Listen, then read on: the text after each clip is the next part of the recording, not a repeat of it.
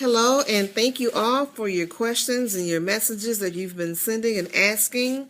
And I'm going to answer a couple of them right now. And this video is intended for any at-home, self-employed, working from home, hairstylist, nail technician, makeup artist, esthetician, or barber. This series is for you because I'm in there with you. I'm right at home in my own salon and I love it. Okay, the first question is, what app do I use to provide my secondary phone number to print on my postcards and business cards and flyers and that I give out to potential new clients? The app is called Text Plus. That app is found in the iTunes store, and I do believe it's on the Android market too. Again, it's a little green icon, text with the plus symbol. And it gives you a secondary phone number that you can call from. You get calls into that number. You can text from that number. It's beautiful, especially if you don't want everybody knowing your personal phone number. And yes, I do use it on every piece of marketing material. What about clients that get real comfy with me? How do I handle those?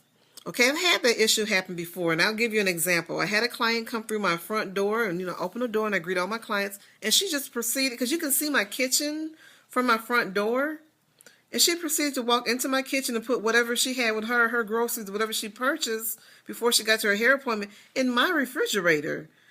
Had she asked me, I probably would have been okay with it. I do have a refrigerator downstairs in my salon, so I really didn't appreciate her just walking right to my refrigerator in my kitchen. That is not part of the deal, sweetheart. The salon is not in the kitchen. Okay, so you have to really keep a professional face at all times when you're working in your home, because people will walk all over you. I've had phone calls on Christmas morning, on Mother's Day, and they don't care if you don't have a professional face. They don't care if you're at home and you're making your Christmas meal or your Mother's Day dinner or whatever you're doing. All they know is that you work from home and you probably need the money.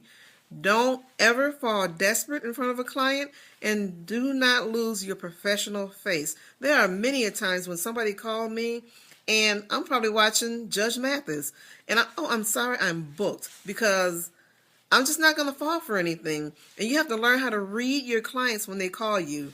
Some services I won't even provide. Some styles I won't even provide in my home salon because I don't want that clientele in my home. So don't let anyone disrespect your home. Keep your professional face. Okay, I went kind of far. Okay. What products are needed to start my home esthetician business?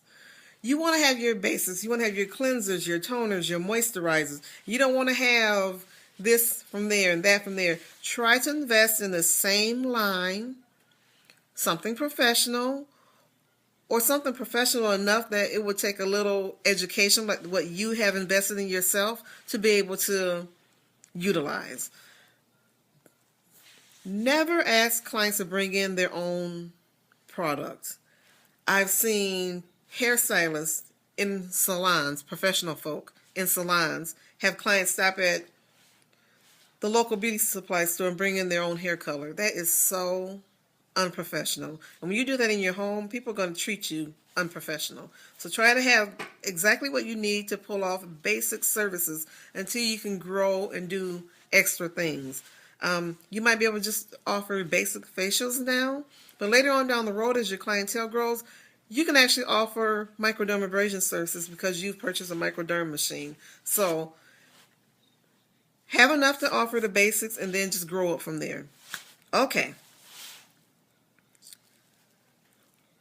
Why should I accept credit cards or debit cards? That is simple. That's like business 101. And I'm not belittling anyone, but let me tell you, clients will spend more money with you if you'll accept a credit or debit cards. How many times have you heard a client say, well, I brought enough to get whatever the initial service was, but I didn't know that you did eyelash extensions.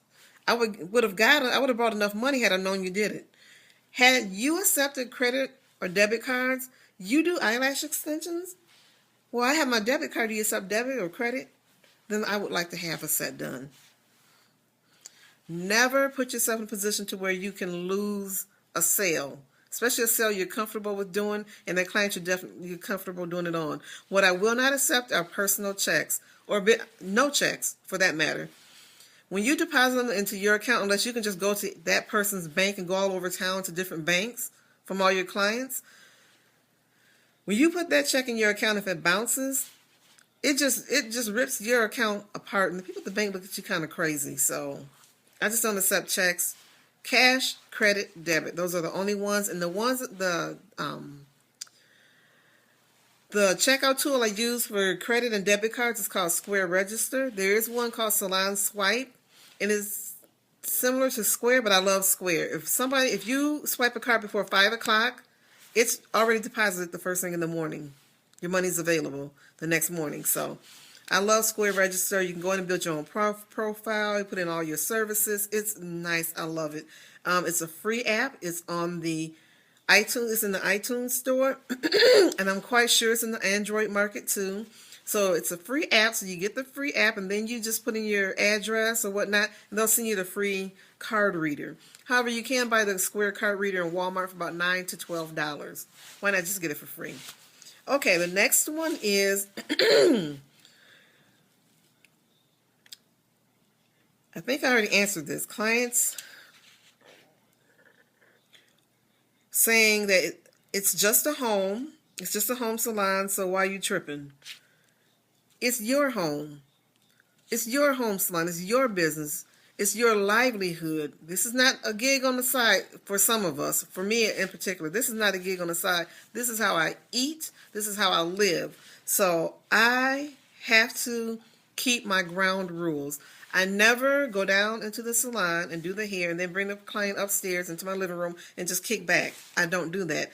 If there's any kickback session, it's while I'm servicing you, and there's a window of time that I'll sit down with my client in the salon downstairs and answer any of their questions. That's our kickback time. I have to keep it moving. I have to keep it professional, or else clients will take advantage of you, and then pretty soon they'll just, you know what, I just don't like going over there. It's not even like a beauty shop. I'm just going to a beauty shop. Why not be that beauty shop that they're looking for? So keep it professional.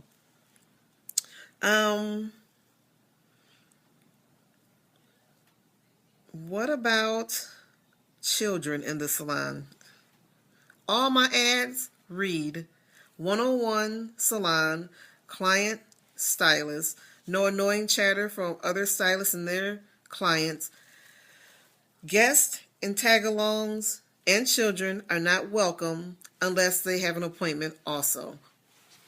Just that simple. Not that I don't like children, but it's just that simple.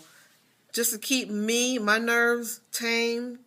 And a lot of people, when they bring their kids to the salon, if those kids are kind of unruly, the parents never say anything. They always say, well, Miss Sheila's that's my first name, everybody, Sheila. Miss Sheila's going to get you.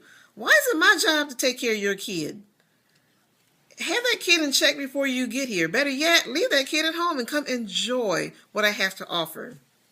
So that's my piece for today. Very quick, very short. So if anybody else have any questions that you would like me to answer, please do. Check out all my other videos in my in-home salon series. It's meant for any hairstylist, barber, esthetician, nail technician, and makeup artist. We're all in this together, and we are professional and never unemployed.